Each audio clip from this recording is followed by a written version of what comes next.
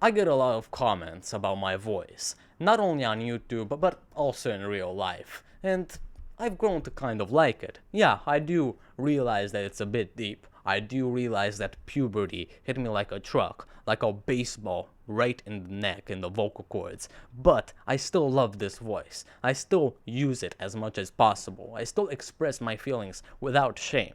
But there are some people that have a voice that's too deep, a voice that's maybe a bit too high pitched, or a voice that has other traits that they just do not like about it. Let me be very clear. If your voice is deep because you're a chain smoker, okay, then that's a reason to be ashamed about your voice. But if it's natural, if you're actually high pitched because that's just how you are, if you actually have a very deep voice because either puberty hit you like a truck or your voice is still stabilizing because you're too young, you're still growing, or that's the final version of your voice, then that's something to be proud of. Your voice is ultimately the way you express every single thought of yours. It is the way you communicate with your loved ones, with your friends, with people that actually mean something to you. So, how do you actually adopt a certain pride in your voice, a certain security, and overall confidence in what your vocal cords are depicting with every single word that you pronounce?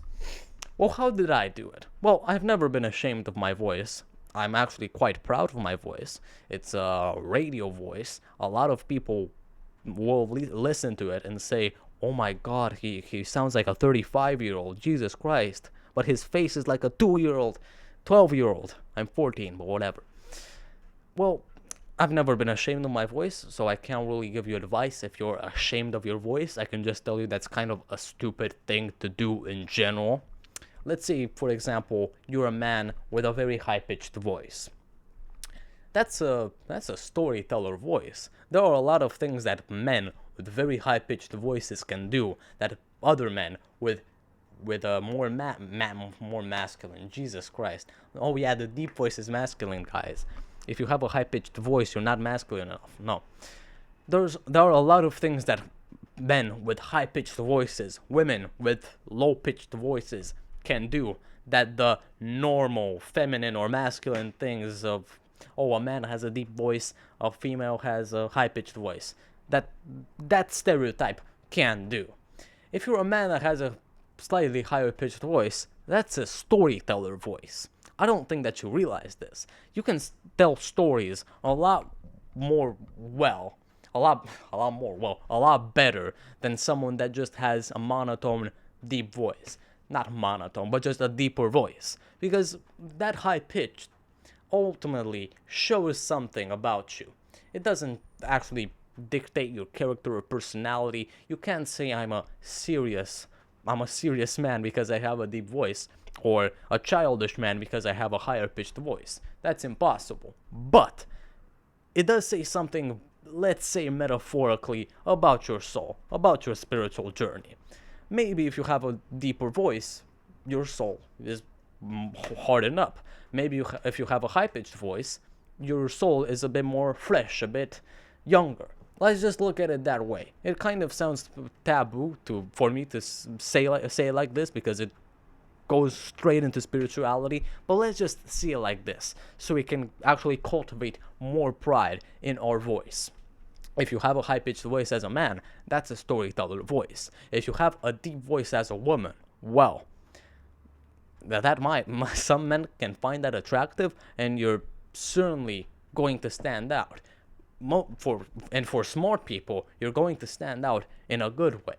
Now, let's look at this epidemic. I don't want to call it an epidemic, but this stereotype of men should have deep voices, it's more masculine, and females should have higher pitched voices. It doesn't matter. I just want to, if you're a female and if you're a man, I think just need to accept that if your voice is deep as a woman and if your voice is higher pitched as a man, nobody's really going to care. It's not that important. Just be proud, speak. Some people may say, oh my god, his voice is kind of high pitched. Oh my god, her voice is it's kind of lower down on the scale. Okay? And they'll forget it in the next 30 seconds because you can actually say something of value and they don't care about the goddamn frequency of your voice. You can give it a rhythm. You can make it music to somebody's ears, no matter how hard it is. Of course, as I said, if you're a chain smoker and are deliberately ruining your lungs, throat, and ultimately your voice, that's the moment to be ashamed of it, because it genuinely doesn't sound well. You don't want to sound like you're coughing every time you speak. And if you're not a chain smoker and just sound like that, that's more unique and more power to you. But your voice, however it is, however high pitched, however masculine, feminine, low, whatever musical note people think about when they hear your voice, it doesn't matter. You can give it a unique rhythm that other people do not have. You can give it something, no matter how hard or good or how tough, how gentle it is. It's your voice. It's literally your voice. We use that as a metaphor for your own opinions, for your own words and thoughts. So use it. Don't be ashamed of it. How stupid would it be to not talk because you do not like your voice? Really stupid. So, I've never been insecure about my voice. I genuinely kind of love it. So, but other people have made fun of it and commented good things, bad things about it, whatever. It's a goddamn voice. Some people kind of sound as if you've put a squirrel in a wood chipper, and other people sound as if they smoked for 50 years. Who knows? It doesn't really matter, because ultimately you're the one that decides what you do with your voice, how you depict it, how other people interpret it, and if you really want to be seen as masculine or feminine or good by smart people, believe me, they will not care about the goddamn frequency, tone, or pitch of your voice. They're not that musically trained, I can promise you. I'll see you later.